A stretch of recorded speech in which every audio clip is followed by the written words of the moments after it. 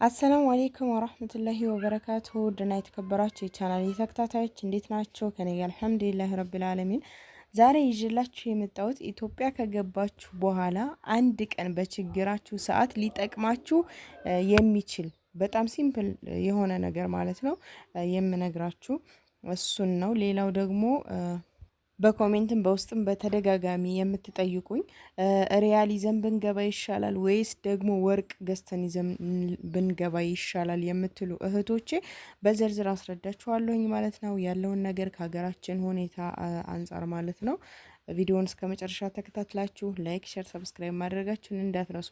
በመጀመሪያ ወደ ሀገር ልትገቡ ስታስቡ የተወሰነ ገንዘብ ትይዛላችሁ። ከዛ የምትፈልጉትን ነገራቶች ትገዛዛላችሁ። ሻንጣ፣ መረተብ ሊሆን ይችላል።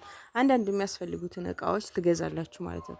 ከገዛችሁ በኋላ የሚተርፋችሁ ገንዘብ አለ። ብዙ ጊዜ እኛ ወደ ኢትዮጵያ ልንገባ ስንል ሪያሉን ይዘን ላለመግባት በቃ ትንሽም ቢሆን አንድ ሺህ ሪያልም ሊሆን ይችላል፣ 500 ሪያልም ሊሆን ይችላል። ይሄንን ገንዘብ ቶሎ ብለን በቤተሰብ አካውንት ማለት ነው አስገብተን ከዛ ባዶ እጃችን ነው የምንመጣው ብዙ ጊዜ ማለት ነው። ይሄ የብዙዎቻችን ነው የምናደርገው ነው። እኔ ለራሱ ልገባ ስል ወደ ኤርፖርት አካባቢ ለሰው ሰጥቼ ይሄንን ገንዘብ ከገባሁ በኋላ ወደ ኢትዮጵያ እንድታስተላልፉልኝ ብዬ ነው የመጣሁት ማለት ነው። እና ብዙዎቻችን የምናደርገው ነገር ነው ይሄ ነገር። በቃ የተወሰነ ገንዘብ ከተረፈችን ለምን 300 ሪያል 200 ሪያል አትሆንም ሰጥተን አስተላልፉልን ብለን እኛ እንኳን ጊዜ ብናጣ ወደ ኤርፖርት ልንሄዱ ነው ጊዜ ብናጣ ያ ገንዘብ ቢተርፈን አስተላልፉልን ብለን ለሰው ሰጥተን ነው የምንመጣው። እዚህ ጋር በጣም ተሸውደናል። እና እንዳትሸወዱ የምላችሁ ነገር ያንን ሪያል በፖርሳችሁ እንዳለ ይዛችሁት ግቡ። ኢትዮጵያ ማለት ነው። በቃ የምትሄዱበት ሀገር ክፍለ ሀገር ይሁን የት ይሁን ይዛችሁት ግቡ። ከዛ ያ ገንዘብ ፖርሳችሁ ውስጥ ይቀመጣል። 500 ሪያልም ሊሆን ይችላል፣ 200 ሪያልም ሊሆን ይችላል። ፖርሳችሁ ውስጥ ይቀመጣል። 1000 ሪያልም ሊሆን ይችላል። ከዛ ፖርሳችሁ ውስጥ ተቀምጦ እናንተ የሆነ ሰዓት ላይ ገንዘብ ቢያስፈልጋችሁ ገብታችሁ መቼም እንደገባን ገንዘብ አለን አካውንታችን ላይ የተቀመጠ ወይ ደግሞ የቤተሰብ አካውንት ላይ የተቀመጠ ገንዘብ ስላለን ያንን ስለምንጠቀም በጊዜው አያስፈልገንም። እንደገባን በሰዓቱ አያስፈልገንም ገንዘብ። ነገር ግን የሆነ ሰዓት ላይ ይቸግረንና የሆነ ሰዓት ላይ ወይ አሞን ወይ ደግሞ የሆነ ነገር ማድረግ ብንፈልግ ወይ ስራ መጀመር ብንፈልግ ያን ሪያል አውጥተን ባንክ ቤት ሂደን ንግድ ባንክ ሂደን ማለት ነው መመንዘር እንችላለን ያንን ገንዘብ ማለት ነው። የዛኔ በቃ ልክ የሌላ ሰው ገንዘብ ወይ ወድቆ እንዳገኘ ነው ወይ ብቻ የተረሳ ነገር አንስተን ያን ገንዘብ እንደተጠቀምንበት ማለት ነው። ልክ ደስታው ልነግራችሁ አልችልም። ሀታ የሆነ ፖርሳ ኑሯችሁ ከውጭ አመጣችሁ ሻንጣ ውስጥ ተቀምጦ ከዛ እዛ ስትፈትሹ ወይ ስትበረብሩ የሆነ ብር ካገኛችሁ ማለት ነው 50 ሪያልም ሊሆን ይችላል 100 ሪያልም ሊሆን ይችላል ካገኛችሁ በቃ ወስዳችሁ ስትመነዝሩት ብዙ ብር ስለሚመስለን እኛ በቃ በጣም ነው ደስታውን አትጠይቁኝ። እና ወዶችዬ እንደዚህ አይነት ብሮችን በቃ ለሰው ላኩልን ብለን ተሯሩጠን አንስጥ፣ ይዘነው ወደ ሀገራችን እንግባ። በጣም የሚጠቅማችሁ ነገር ማለት ነው። አንድ ጊዜ የሆነ ቀን አንስታችሁ ትጠቀሙበታላችሁ። በጣም ይጠቅማችኋል። ልክ ወርቅ ገዝታችሁ አስቀምጡና አንድ ቀን ይጠቅማችኋል፣ አትርፋችሁ ትሸጣላችሁ እንዳልኳችሁ። ይሄም ገንዘብ በቃ ትንሽ ናት እና አስቀምጫት ልሂድ ለሰው ይላክልኝ ብላችሁ ከምታደርጉ በፖርሳችሁ አድርጋችሁ ወደ ኢትዮጵያ መግባት።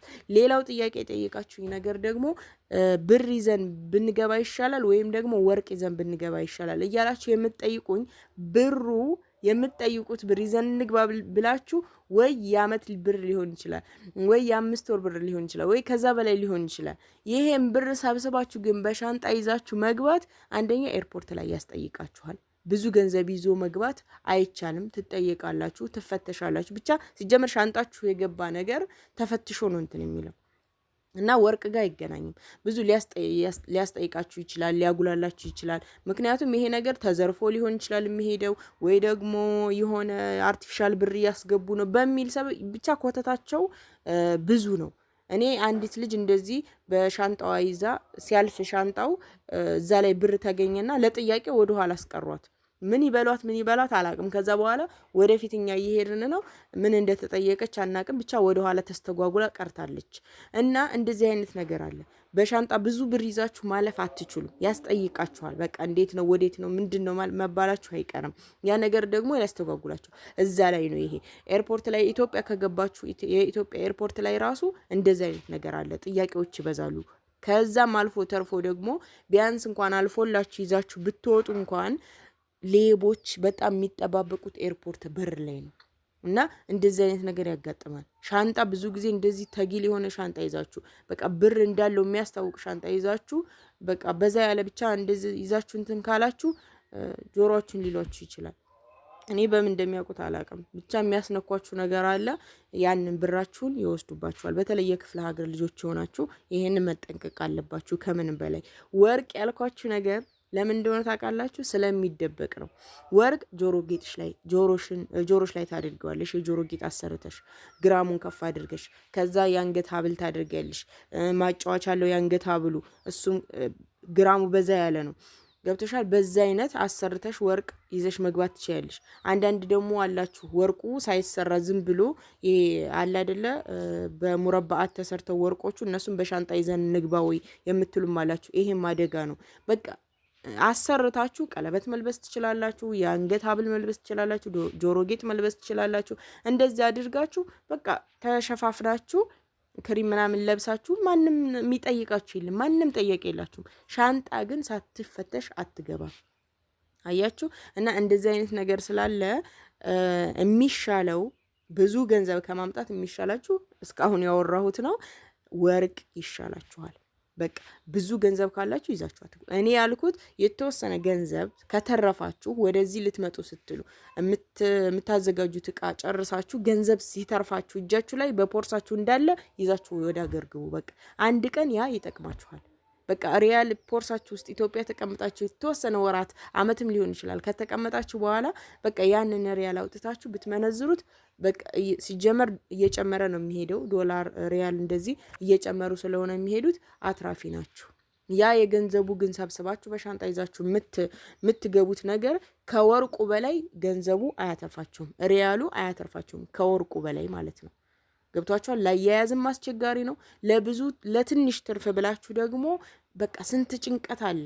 እዚህ ጋር ሌባ አየኝ ወይ በቃ የሆነ ነገር ስትይዙ እኮ አለ አይደለ? ሌባ ቢያገኘኝስ፣ ሌባ የሆነ ነገር ቢያስነካኝስ፣ ቢወስድብኝስ ምናምን በቃ ብቻ በጣም ብዙ ጭንቀት አለው። እና ይሄንን ሁሉ ስትረስ ከላይታችሁ ላይ እንዴት እንትን ትላላችሁ? ራሳችሁን ለምን ታጨናነቃላችሁ? ስለዚህ ያው እንደነገርኳችሁ ወርቃችሁን ትለባብሳላችሁ። ከዛ ውጭ ትንሽ ሪያል ከተረፋችሁ ፖርሳችሁ ውስጥ አርጋችሁ ማንም ጠያቂ ያላችሁም ኤርፖርት ውስጥ እዛም አረብ ሀገር ኤርፖርት ገና ወደ ኢትዮጵያ ሳትመጡ ሊያስፈልጋችሁ ይችላል የሆነ ነገር ልትገዛዙበት። በዚሁ አጋጣሚ የሚላችሁ ነገር ማለት ነው ሪያልም ሙሉ ለሙሉ ጭርስ አድርጋችሁ ባዶ እጃችሁ ወደ ኤርፖርት አትግቡ። እኔ ውሃ የምገዛበት ቸግሮኝ ያውቃል። ውስጥ ኤርፖርት ውስጥ ማለት ነው በጣም ውድ ነው። በውድ ነው ብዙ ነገር የምትገዙት። ቡና መጠጣት ፈልጋችሁ በቃ ያ ነገር ውድ ነው። እናንተ ደግሞ ሪያላችሁን አስረክባችሁ ነው ውጭ የገባችሁት።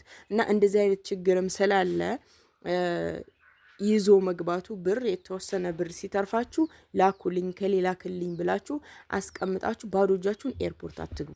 በኋላ ከገባችሁ በኋላ በረራችሁ ከረጅም ሰዓት ከሆነ ውሃ እንዳትጠሙ እንዳይረባችሁ ማለት ነው። እንግዲህ አስቡበት። ወደ ሀገር መግባት ሲባል በቃ ዝም ብላችሁ ተነስታችሁ አትግቡ። መረጃዎችን አጣሩ፣ ምን እንደምታደርጉ ምን ማድረግ እንደሌለባችሁ። እነዚህን ነገራቶች ሁሉ ተጠንቀቃችሁ ራሳችሁን አዘጋጅታችሁ ነው ወደ መንገድ መግባት ያለባችሁ ለማለት ፈልጌ ነው።